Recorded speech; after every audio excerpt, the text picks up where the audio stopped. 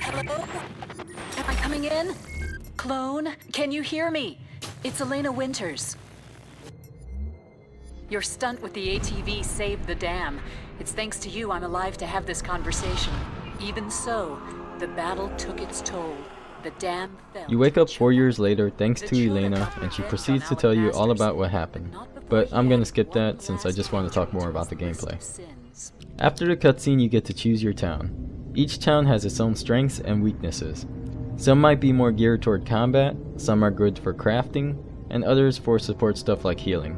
It also shows you which towns are more populated at that time. Usually the crafting towns are most popular. A crazed artificial intelligence has awakened, overrunning the town with homicidal pseudo-humans. Watch your back. That sounds interesting. Welcome to Terrence. Terrence is the greatest town in the whole Grand Canyon province. Friendly people, scenic surroundings. You couldn't ask for a better place to live. Seriously, I'm totally not lying. I don't think I believe you. What? Why wouldn't you believe me? It's not like all the digger attacks are unavoidable, and now that most of the townsfolk are dead, there's plenty of room to settle in. Yeah, sounds like a great town. Goodbye. They start you off with 6 basic weapons. You can have all of them equipped on you too, which I love. It looks cool having a bunch of weapons strapped on you. Arnold would be proud. You have the crossbow, which is a 2-handed gun, a wooden board, which is 2-handed melee, a shiv and a pipe for 1-handed melee that you can dual wield, and then the 1-handed guns which you can dual wield as well. You can shoot or swing away in either first person or third person view. You can also mix and match guns and melee weapons if you want, so you can have a gun in one hand and a knife in the other. The game world of Fallen Earth is based on a real world topographical map of the Grand Canyon. It's big, it looks fantastic, and is very immersive. You can see the old Disney monorail there in the background. If you're wondering what happened to it, well, let's just say it involves a certain mouse and a lot of alcohol. Don't ask. I especially love the way the towns look, but there's a big problem with them. The more populated they are, the more it runs like a slideshow. I like to have my settings on the highest because it looks great and there's a noticeable difference if you put them down. But I have to put them down if I want to go to a popular town and have a decent frame rate. But even then, it's still not great. Reminds me of being back in 2001 when I had a really crappy computer and would try to walk around in Omnitrade and Anarchy Online. The good news is that they are working on it. On my first day, the server went down for a quick hotfix, and when it came back up, I noticed a boost in frame rate. Outside of town is fine though. I usually get 60 frames per second when I'm just out hunting or doing missions. So no problem there. But if you have a crappy computer, be aware that towns will be a pain. My second biggest gripe with the game are the buggy animations. The guns seem to work okay, but the melee is a mess. Take a look. Basically, the animations are not syncing up with the impact sounds and damage numbers. Also, I'm not sure why the target reticle is spazzing out while I hold the attack buttons.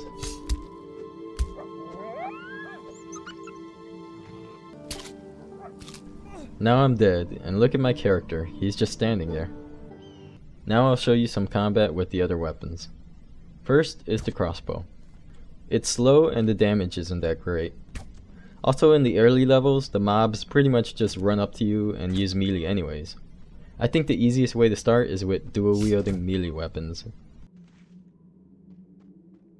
Now here's the 2-handed melee weapon. Like the crossbow, it's slow and not that great. But don't get me wrong, I'm not saying the skills for these suck. I'm sure later on when you're able to get the higher tier weapons like shotguns and assault rifles, you'll be a badass, but starting level weapons will be tough to use. Here's the smaller guns.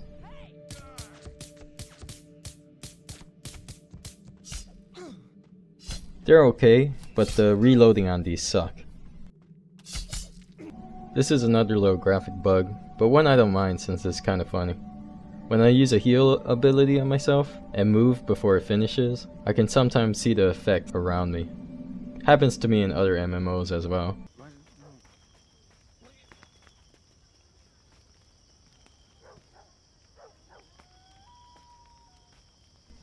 If you pre-ordered the game before the official launch on the 22nd, then you get early access and either a horse or ATV. I chose the horse since I figured it'd be easier to feed my horse at low levels than it would be to get gas for an ATV. Oh yeah, money in this game is poker chips. Yeah, poker chips. Guess there weren't enough bottle caps. The leveling system is great. It kinda reminds me of Asheron's Call system, which was one of my favorites. There are no classes, it's all skill based. You have stats, skills, mutations, and trade skills that you can build. Stats and skills are raised through AP points. You can get AP points through leveling up, but you don't have to wait a whole level to get them since you get them through your whole leveling process. So you can earn AP just by killing a few monsters, doing quests, or even trade skills. Skill caps are based on your stats. So for example, right now I can build my first aid skill up to 32, but if I want to make it higher than 32, I have to also build up my intelligence and perception.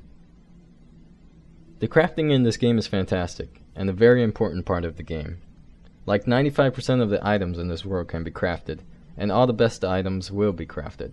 In order to craft, you need 3 things: trade skills, like cooking or ballistics, knowledges, which is basically recipes of what you want to make, and components, things you get from harvesting or you can buy them from a vendor too. And that's all you need. It's very simple. There's no boring crafting minigame or anything like that. If you have those 3 things, then you can make anything. However, it does require time. The more advanced the item is, the longer it takes to make. Some can even take a whole 24 hours. But don't worry, because you don't have to sit in one spot to craft. You can do anything you want while the item is crafting. The time will even go by if you're logged off. Let's say you want to make something that takes 8 hours. Just click start, log off, go to sleep, log in the next day, and it'll probably be done. Personally, I love that. It lets you be a full-time crafter, yet still be able to go out and kill stuff, socialize, do missions, and explore the world if you want. Some people like to complain about the flies that hover above the dead bodies, but they don't bother me. I actually kinda like them. The only thing that bothers me is when they appear right when you kill the person. Like, it should wait 3 seconds, after the body falls dead or something. Anyways, that's it for my review. Check out the game. It's pretty good. Now let's dance.